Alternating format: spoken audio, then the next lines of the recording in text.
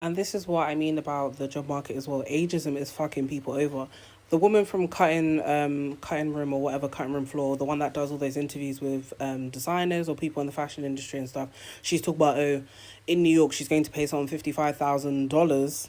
$55,000 and there's no benefits. The benefits is you being worked to the bone basically. She wants you to do three different jobs, and the three different jobs you're doing, there's no benefits to it. Bear in mind as well, 55K, what is that going to get you in New York? Bear in mind, look at the rent prices in New York. They're looking at, I don't think you can even get somewhere nice for £2,000. Sometimes even 3,000. So 3,000 times by 12, that's 36,000. After tax, after a 55K job, you're left with maybe 40 something thousand. So what are you going to live on?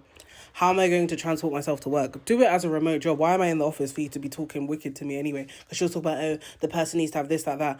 On dry mouth, you got me messed up and you got the job market messed up as well. Just because people are desperate for jobs doesn't mean that you can basically take the piss out of it. Bear in mind, obviously, that the reason I'm saying the ageism comment is because there was a woman that was qualified, even overqualified for the role, who wanted the job, and she tried to say, oh, the woman's overqualified, she didn't want her for the role.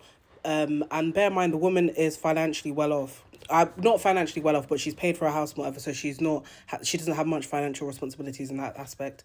And I think she's retired or whatever and stuff. Why didn't you hire her? She was willing to probably take that salary as well, because that's chicken change to her probably. She just wants to get back out in the field. You said, no, you want to take a young person off the streets, basically. Not off the streets, but you know what I mean. You want to take a young person under your wing just to exploit them as well. That's what it's giving.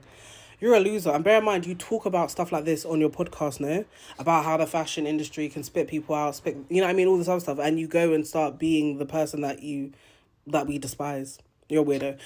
Then I think she did a live as well. I'm not sure if it was a post originally. I think she did a post for different roles and whatever, but it was just weird. Like, why would you better off just working yourself to the bone rather than getting someone else in just to ruin them and their mental health.